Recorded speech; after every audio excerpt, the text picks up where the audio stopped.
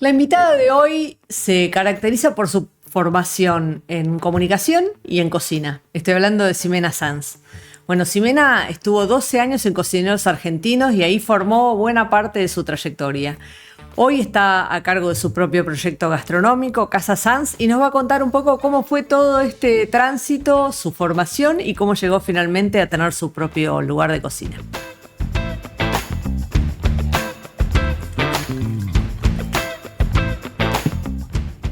¿Me acompañan?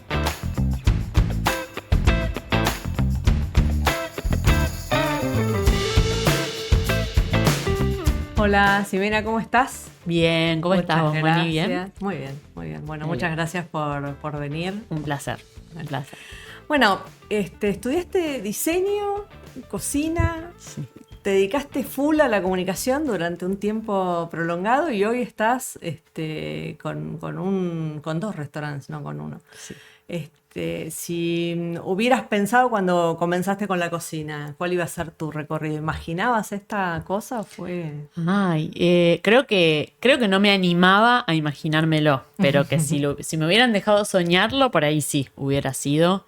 Eh, yo cuando estudié imagen y sonido y gastronomía, no entendía de qué manera iba a poder, o si iba a poder usar esas dos carreras, fusionarlas.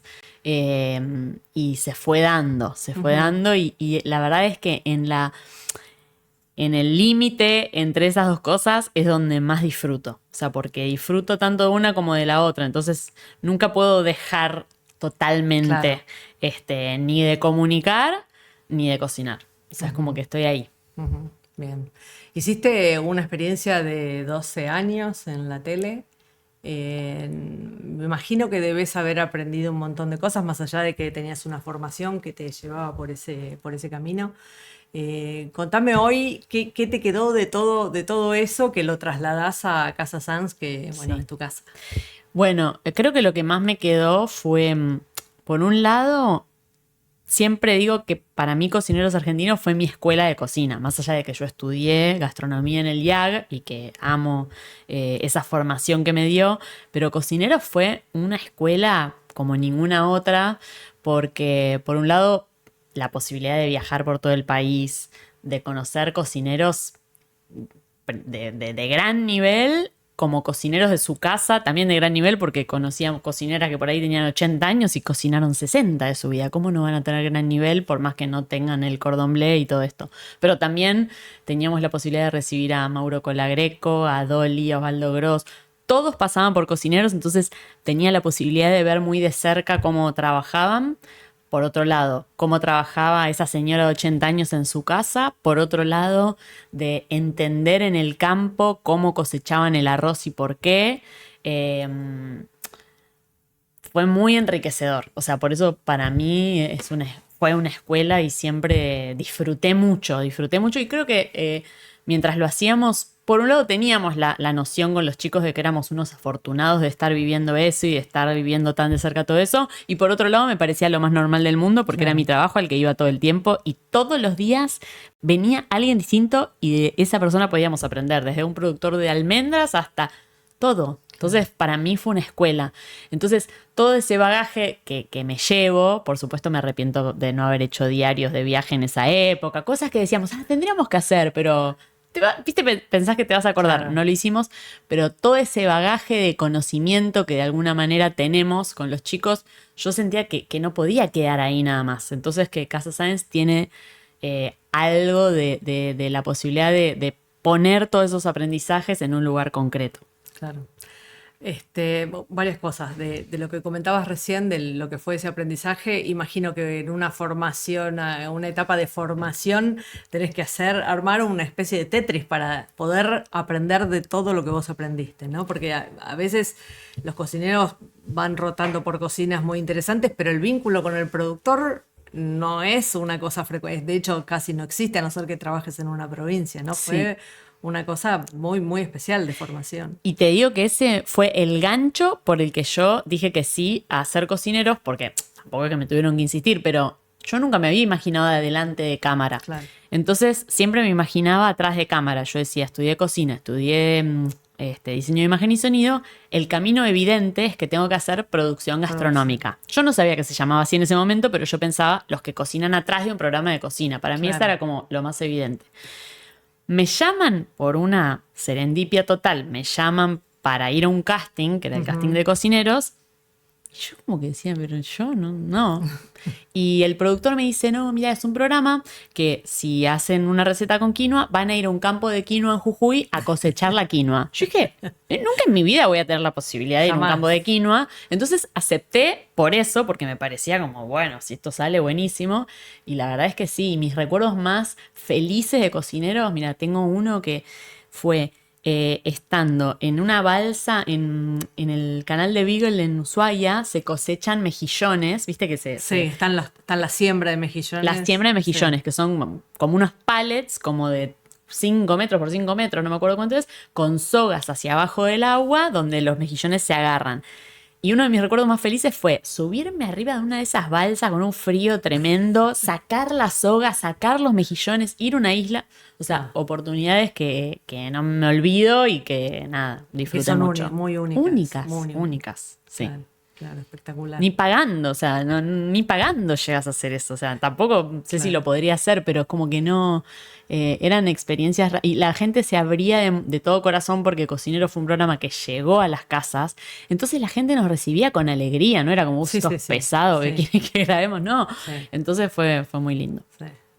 Después también se me ocurrió pensar que no es frecuente que los cocineros que hacen tele después vayan a hacer gastronomía. No que los que ya vienen haciendo gastronomía continúen, eso digo, hay varios modelos, pero digo, me acuerdo de una entrevista con Osvaldo Gross, que le dije, Osvaldo, ¿tu sueño qué es? ¿Abrir un restaurante? Me dijo, ni loco. Claro.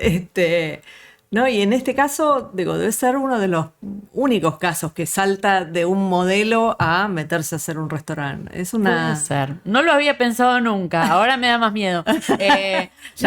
Para mí era como una asignatura pendiente. Claro. Yo sentía que era una asignatura pendiente, sentía que, no sé, un poco como que necesitaba ganarme ese lugar que sentía que no me lo había podido ganar de más chica porque yo había trabajado en restaurantes antes de los 24 que empecé Cocineros, claro. Pero obviamente que no habían sido tantos años y no había llegado a un lugar tan alto en los restaurantes en los que trabajé porque era muy chiquita. Entonces lo sentía como una asignatura pendiente y aún al día de hoy me pasa que tengo que lidiar con el síndrome del impostor que me genera porque hay veces que siento, viste, esa mirada de, esta es de la tele, no es de verdad. Claro. Que está, o sea, la verdad es que todos los cocineros de la tele cargamos un poco con esa mochila, pero bueno, trato de lidiar con eso, trato de hacerlo con la humildad de que quiero aprenderlo y que es algo que quiero hacer y que me gusta, y de que entiendo que cada uno tiene su valor, ¿no? O sea, yo sé que por ahí mi valor no es haber estado en las altas cocinas porque realmente no tuve la posibilidad. Sí me fui de pasantía cuando era chica, trabajé afuera un poco, viví ese rigor duro de esas cocinas, pero no estuve tan fogueada porque no me dio el tiempo. Pero entiendo que cada uno tiene su valor, ¿no? Entonces, bueno, trato de ponerme en ese lugar. Pero disfruto mucho de poder hacer la experiencia del restaurante. Y de todo ese aprendizaje, ¿qué es lo que volcaste en Cocineros? ¿Qué es lo que, o sea, me imagino que el concepto de haber nacido en esos 12 años de recorrer el país, debes haber ahí pensado, ¿qué quiero hacer yo en una cocina que sea la mía? Sí. Mira, yo no sé si lo tenía tan pensado, pero cuando, o sea, sí, esto de, bueno, los productores, era algo que ya me llamaba la atención y que siempre me llamó mucho la atención el tema de las recetas de las casas. A mí eso me fascinaba cómo, yo no sé si alguna vez me escuchaste hablar de esto porque lo he dicho algunas veces que cuando íbamos a las provincias, yo sentía que la gente, había recetas que no mostraba porque era como mostrarse en pijama, como que... No, esto no es para los invitados. A los invitados les sacamos la mejor vajilla y les hacemos asado en vez de hacerles el embellú o el reviro. Y lo que nosotros logramos con Cocinero fue que la gente mostrara esas recetas de la intimidad de la casa, que para mí eran las más valiosas y que son las que a mí más me gusta tratar de comunicar, contar y que se conozcan en otros lados. Y es uno de los ejemplos más lindos es el tomaticán cuyano, que vos lo conocés, Sí. es un guisado de tomate delicioso, que es Sí, que típico nace de la, región de la Cuyo. cosecha, ¿no? Claro, que nace de la cosecha, y especialmente a los trabajadores de la vid les hacían grandes discos con este tomaticán. Y mucha gente no lo conoce, por lo menos acá en Buenos Aires. Y había un jefe de cocina que trabajó con nosotros, Caco, que era de San Juan, y cuando llega yo le digo, necesitamos una receta de tomaticán. Entonces él le escribe a su abuela, Ah, su qué abuela lindo. le manda un audio que lamentablemente lo perdimos porque lo buscamos un tiempo porque yo quería hacer un videíto con Sí. este audio, porque me acuerdo hasta el día de hoy el audio de la abuela diciéndole, bueno, tenés que hacer así, así, y cuando la cebolla se muere un poquito, decía, viste, como esas cosas del lenguaje muy lindas. Entonces algo de eso, perdón, me perdí un poco el hilo de por qué te estaba contando esto, pero es lo que a mí más me conmueve Claro. de traer toda esa historia al restaurante. O sea que ahí se construyó un poquitito, o sea, sin Sí, pensarlo. ahí está, ya me acordé. Sí. Sí, sin pensarlo, algo de todo eso es lo que a mí más me interesaba, y cuando la idea de hacer Casa Sáenz surgió un poco en conjunto, porque los chicos del Grupo Jaca, para los que yo había trabajado desarrollándoles menúes en otras oportunidades, me llaman para decirme, che, tenemos este local disponible, queremos hacer algo. Y ahí me llaman y yo ahora lo recuerdo, digo, qué locura, porque fui a la reunión suelta, diciendo, a mí me gustaría poner un horno de barro en el medio. O sea, empecé a decir un montón de cosas que es lo que hoy es Casa Sáenz. pero que yo, podían haber sido un delirio, porque no yo era un fui plan. con una idea que dije, no lo pensé mucho, ¿entendés? Claro, Como que lo pensé claro. un rato y realmente era lo que yo había como podido Claro. poner en concreto de todo el recorrido. Y es lo que hoy es Casa Sáenz. Claro, claro. Bueno, contanos el concepto de Casa Sáenz para los que no conocen. Bueno, tenemos un horno de barro en el centro, que es el corazón de la casa, porque en mis recorridos por Argentina yo sentía que el horno de barro nos unía como país, tanto en el NOA como en la Patagonia, como en la zona del NEA, en el centro. Muchas veces, Cuyo ni hablar, hay un horno de barro en el fondo de la casa.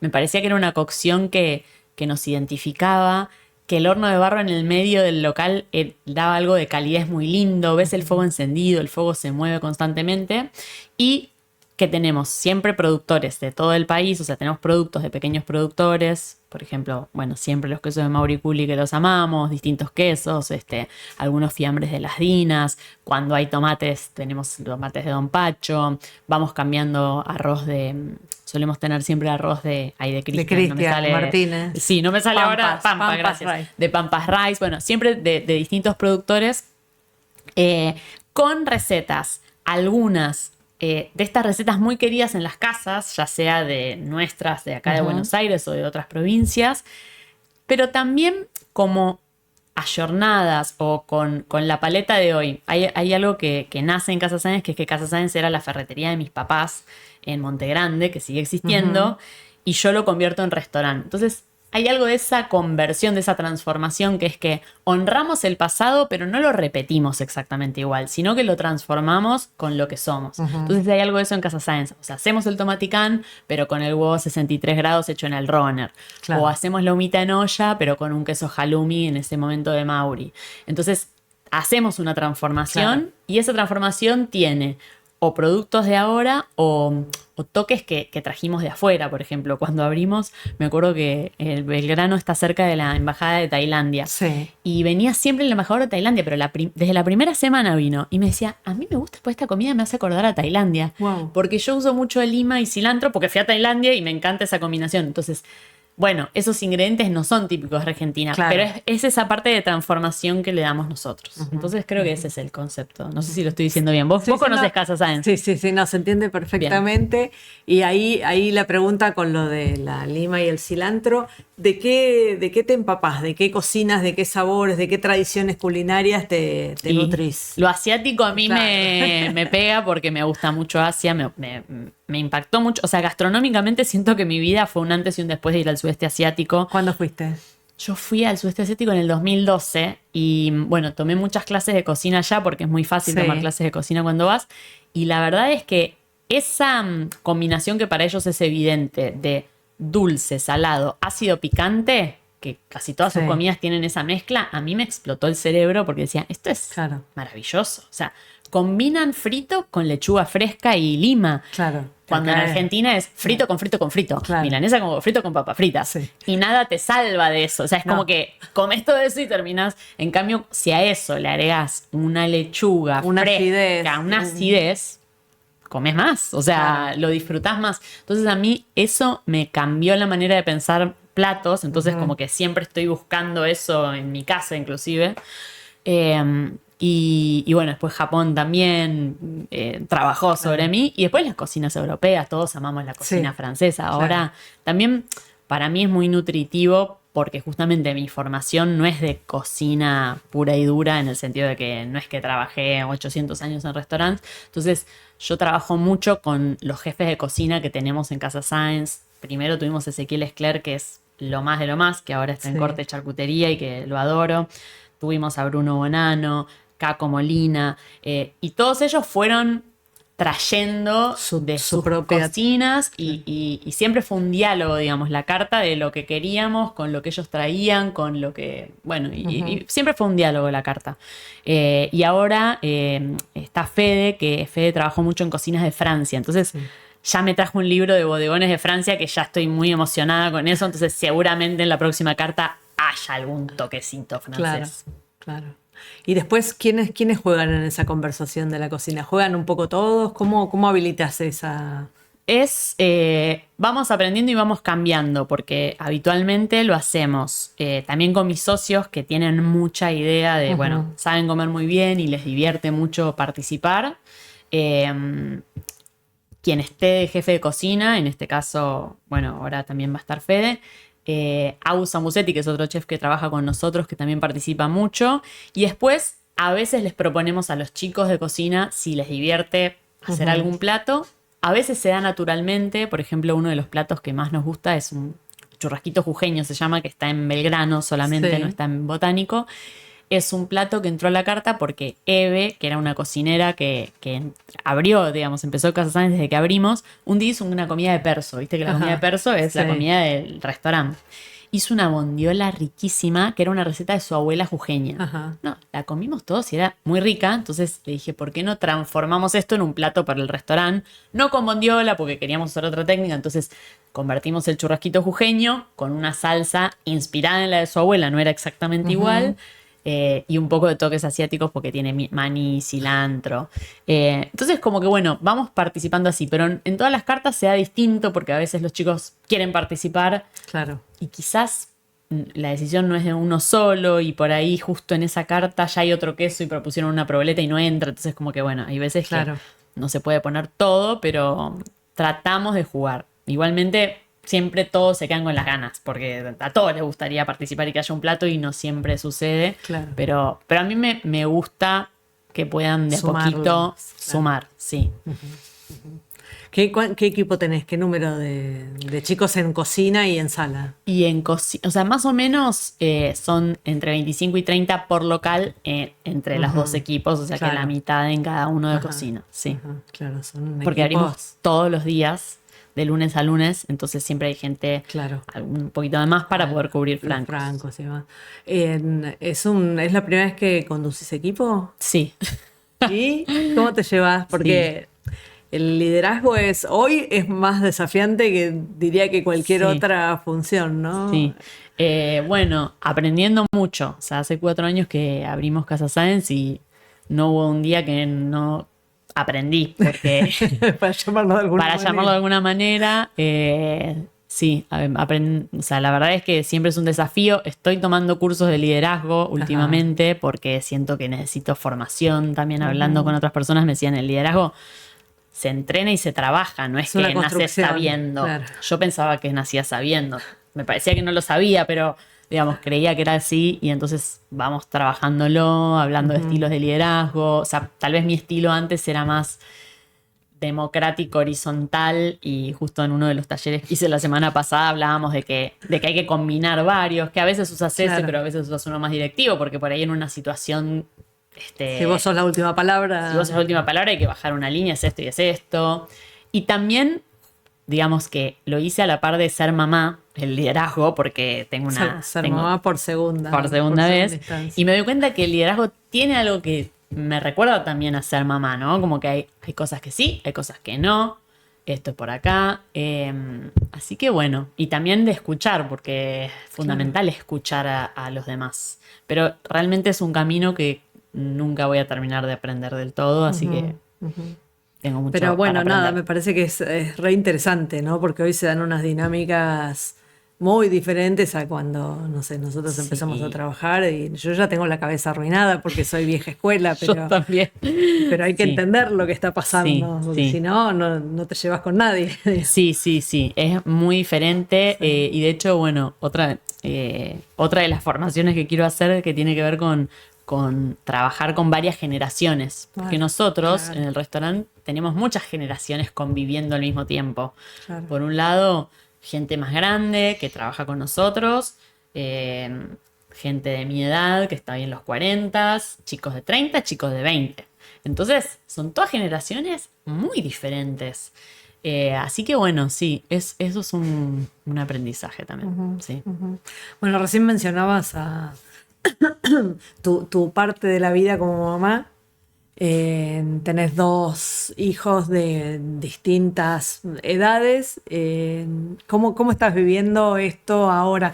Te escucho mucho en redes hablar sobre el tema. Lo que entiendo es que hay un montón de cosas en la cabeza, incluso como cocinera, y después cuando llega la hora de vivenciarlo como mamá, cambia todo. Todo. Justo hoy por primera vez escuché o leí un término que nunca había escuchado sobre era una palabra que lo puso mujer financiera que está embarazada y era como una palabra que implica en la transformación que se da en la mujer cuando es mamá. Transesencia, algo así Ah, se llama. Nunca había escuchado esa palabra. O sea, esencia, o sea, lo, profundísimo. lo vi y dije, había una palabra para todo esto. Chicos, se hubieran avisado antes. Porque es una transformación muy profunda. Yo la viví 2 veces porque fui mamá hace 8 años de Nerolí. Claro. Fue un cambio gigantesco. Y ahora que soy mamá de Nina, que soy mamá por segunda vez, pensé que iba a ser parecido y no. O sea, como bastante diferente, así que estoy muy atravesada por eso, desde que se te dice que se te recablea el cerebro de nuevo. Cosas hasta más del sentido práctico de que tu cerebro funciona diferente.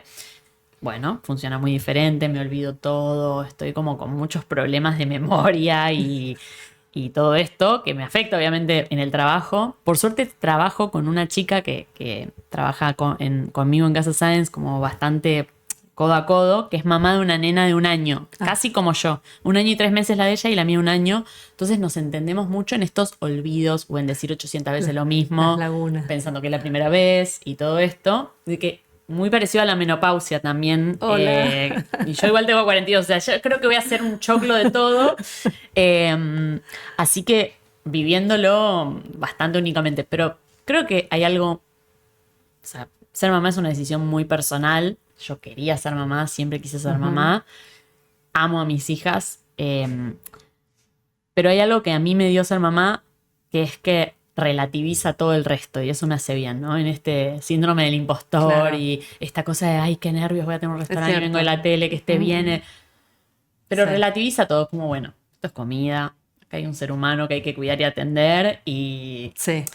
si un día tuvimos algún problema con una receta, lo podemos solucionar. No sé, es como que relativiza mucho lo otro que uno hace y pone a uno en un plano totalmente quinto directamente. El otro día leí un texto de María García Roballo, la autora colombiana, que decía, la maternidad te baja el copete. Y me parece fantástico porque es realmente lo que pasa. ¿Vos te crees? No, porque yo... No, no. Acá hay dos prioridades Claro. muy evidentes. Te Sí. ubica, claro, es un Google Map en tu cabeza, Sí. ¿no? Sí. Y Sí. eso me encanta. Sí, sí. Y en la cocina también descubriste como cosas sobre la alimentación de los hijos, porque hay mucha teoría, viste, mucha conversación, y después cuando te toca, cuando llega la hora de la verdad, estás en tu casa, tienen que ir a dormir porque al otro día hay que ir a la escuela y hay que preparar las viandas y la No. realidad se te viene encima, la escena es otra, ¿no? Mi hija va al comedor, o sea, yo no cocino sus viandas porque no me da el cerebro para eso. Solo se la cocino un día porque al principio iba a comedor todos los días y después me dijo, mamá, yo quiero algún día ir a vianda, entonces va los viernes. Entonces toda la semana pensamos, bueno, llevas tal cosa, bueno, pues un día. Y después tengo días que estoy recontenta con los que les doy de comer y días que la realidad me supera. Viste que ahora abrí un Substack y en el primero puse confesiones de una madre cocinera porque especialmente el primer año de la maternidad de Nina estaba totalmente sobrepasada con atender que enero, que tenía 7, no se sintiera dejada de lado. Con el restaurante, con esto, con lo otro. Tuve, no sé la cantidad de días. Si la gente de Rappi se pone a ver mi o sea, mi historial me daría vergüenza. Otra vez el síndrome de la impostora. El síndrome de la impostora, porque te juro que un montón de días llegaba a mi casa, porque encima mi hija hace muchas actividades. Entonces, llega los martes especialmente, que hace patín y gimnasia artística. Llego a mi casa a las 7:30, 8. Imagínate, invierno, noche oscura. Y yo a esa hora me tenía que poner a pensar qué cocinar. No, empanadas. Y mi hija ama las empanadas y hay un lugar muy bueno cerca de mi casa. Entonces, bueno, pero bueno, también está el otro costado que antes de venir para acá le di de comer a la bebé y justo yo había hecho a ella le doy cositas. Sí, le di zanahoria enteras, asada, ¿no? remolacha, huevito. Y yo había hecho para nosotros unas zanahorias asadas con yogur y tajine y semillas de sésamo tostadas. Bueno, ella se hizo entender perfectamente que quería comer eso. Claro. O sea, yo le había dado todo por separado sin salsa. No, me señaló porque yo le había puesto mucha de esta salsa de yogur y tajina a las zanahorias. Se hizo entender que ella quería probar eso. No sabes lo que le gustó esa salsa de yogur y tajine. Me daba una risa, se la comió toda. Qué y ahora bien. digo, bueno, le voy a tener que hacer eso. O sea que es un caos con todo incluido, lo bueno y lo malo. Sí. Sí. Es compleja la gastronomía combinada con la maternidad. Y es complicada, sí. O sea, en realidad, no me puedo quejar. Me siento una privilegiada que puedo hacer un montón de cosas, pero sí, porque la gastronomía es un trabajo que es presencial 100%. Entonces, eso con la maternidad es difícil, porque la maternidad también es presencial 100%, básicamente. Entonces, como que compiten mucho. Sí. Claro. Y los momentos en cada caso te agarraron, digamos, en situaciones bien distintas. Bien distintas, sí. Bueno, con Nero, cuando fui mamá de Nero, yo hacía cocineros, entonces era bárbaro porque en el canal fueron muy divinos y en la producción también, entonces yo las llevaba al programa, se quedaba en el camarín con Mari, que era su niñera en ese momento.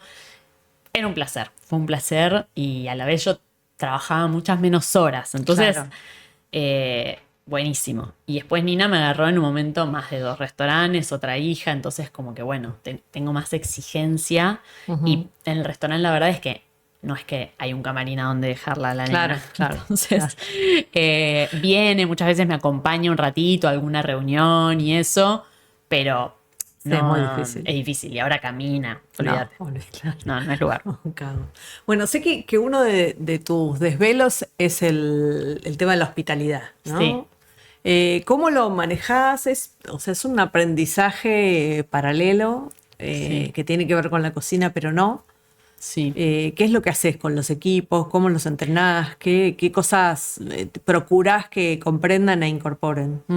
Creo que hace no tanto vino Ferran Adrià, ¿te acordás? Sí. Hace unos años. Sí. Y él dijo algo que me interesó mucho, que dijo en los congresos de gastronomía que se hicieron últimamente, se dejó muy olvidada la gente de sala. Dijo, los cocineros como que hablamos demasiado de la cocina y de nosotros mismos, cuando lo más importante en un restaurante es quién y cómo te atienden. Totalmente.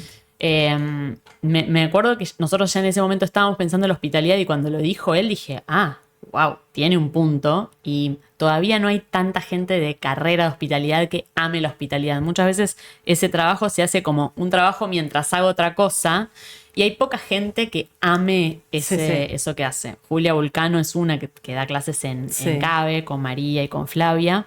Entonces nosotros hemos hecho algunas clases con los equipos. Claro, porque tampoco es una formación que alguien elija, no, a no ser que hagas sommeliería, que incorporás la...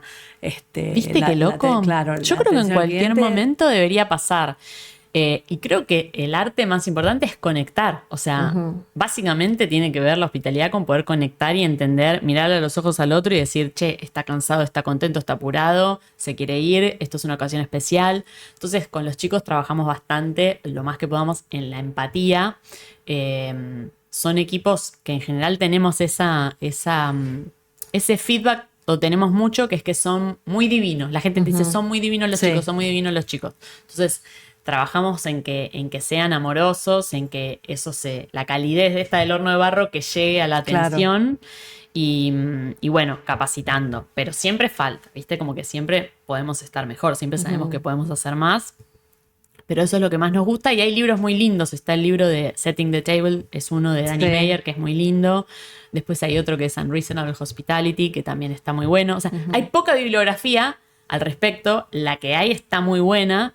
Y siempre ponemos como esos ejemplos. A mí me emociona cuando, por ejemplo, hace poco, la semana pasada, fui a Botánico y había un nene, yo lo veía que era parecido a mi hija, entonces yo decía, era bebé. Claro.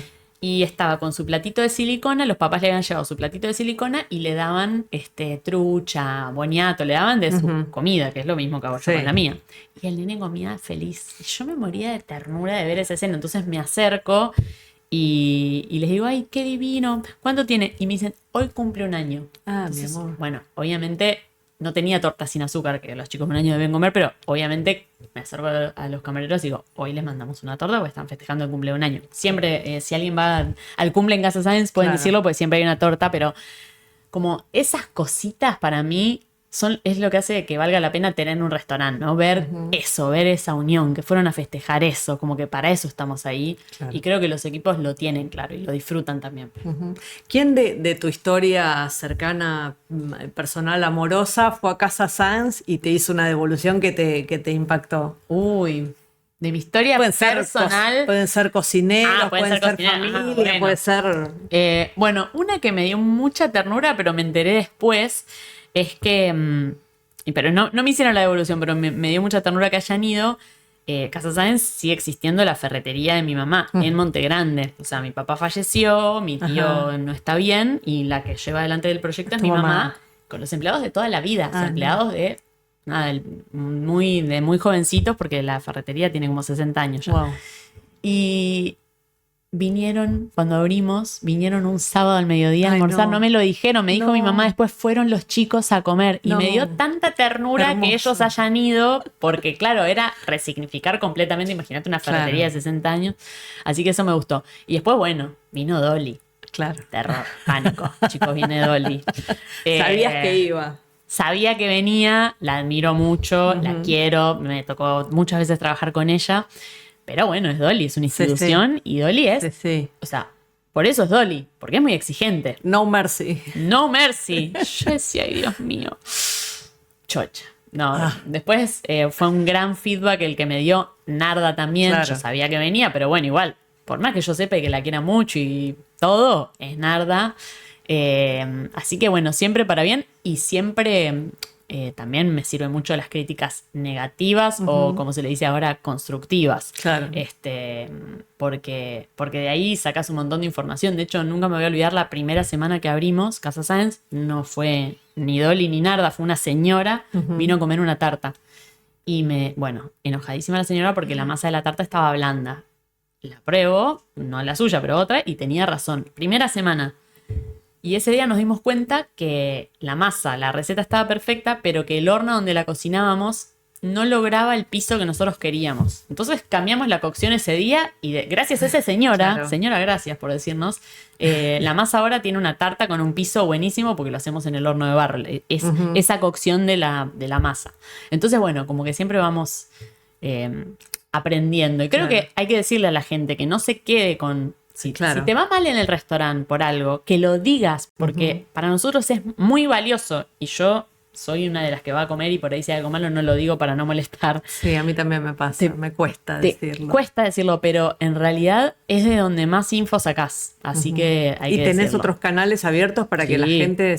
redes, por supuesto. Sí, y o sea, a nivel restaurante, más serio todavía, se trabaja mucho eso.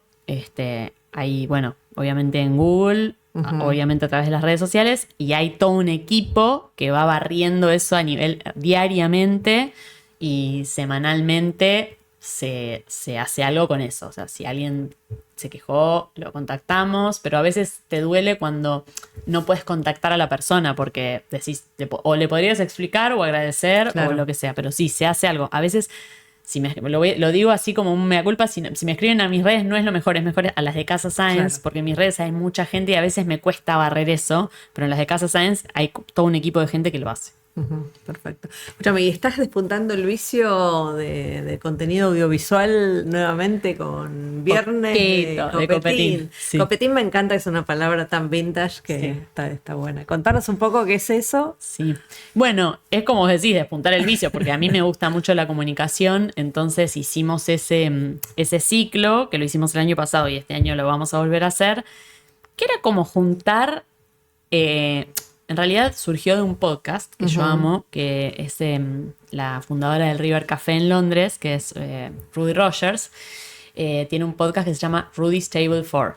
Y en ese podcast, ella, que es la dueña de su restaurante, entrevista personalidades inglesas o del mundo en su restaurante. Y a mí me parecía hermoso, primero, que las personalidades son Agarrate Sí, Catalina, claro. Paul McCartney, Claro. todas esas personalidades, pero me parecía hermoso cómo ella los invitaba a su restaurante, hablaban de comida, hablaban de cómo la comida había sido importante a lo largo de la vida de ellos y demás. Me parecía muy lindo y entonces propuse por qué no hacíamos algo así en Casa Science. Entonces surgió eso, pero con mesas un poquito más grandes. Así que me divierto mucho porque a mí me gusta la cocina, pero también me gustan otras cosas. Entonces es como el momento lindo para mechar una artista plástica, una ilustradora, un cocinero o a una actriz y hablar de cosas que nos interesan y de algunas que no sabemos, viste, cómo pararnos en el día de hoy, como las redes sociales. Siempre les Claro. pregunto eso porque me parece que es algo que a todos nos pega por algún lado y que es interesante conocer la postura. ¿Y qué relevás ahí de lo que pasa con... O sea, ¿lo gestionan o les cuesta gestionarlo? Lo que pasa en redes, ¿eh? Mira, en general, bueno, a cada uno le pega diferente. Por ejemplo, Cari Gago, que la amo, que es amiga, que tiene un montón de seguidores y todo, ella lo vive con una naturalidad increíble y tiene muchos más seguidores y mucha más comunidad y habla y todo. Sí. Y ella lo vive como muy natural. A mí como que me genera más como tema, ¿viste? Como que, ay, sí hay que desconectarse. Ella me dice, Claro. yo nunca necesito desconectarme. ¿Y ella tiene 4 o 3 hijos? Tres. Pero Cari es Sí, no. impresionante, o sea, la conozco hace muchísimos años, somos amigas, la admiro, Sí. pero cuando me dice eso yo no lo puedo creer porque yo siento la necesidad de desconectarme, no porque, no sé, es como que me abruma el ruido en la Claro. cabeza constante que es tener una red Y es social que abierta. no podés hacer un momento de paréntesis para nada. Pero a ella no. Entonces, bueno, lo que voy relevando es que somos todos individuos Claro. con distintas características, evidentemente. Espectacular. Bueno, ¿qué imaginás para Casa Sans en unos años? Uy, qué pregunta.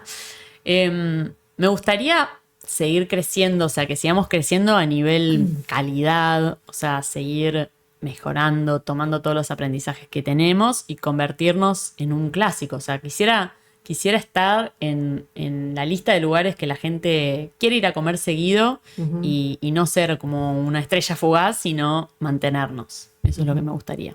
Muy lindo. Bueno, mil gracias. Gracias. Un placer charlar con vos. Igualmente, Siempre. Y nada, muy lindo lo que estás haciendo. Te felicito. Gracias. Bueno, siempre bienvenida. Yo te veo siempre ahí Sí, en Casa sí, Science, que yo- vivís cerca. yo- Bueno, gracias. Bueno, gracias por acompañarnos nuevamente aquí en Chefas.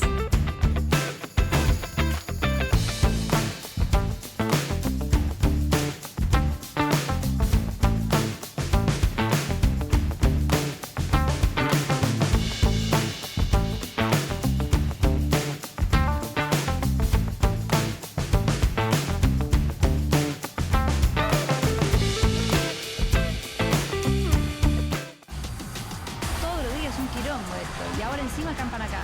Durante años las calles fueron un caos, pero eso ahora cambió. El desorden no va más. Ahora la ley se cumple y el orden se respeta. Buenos Aires Ciudad.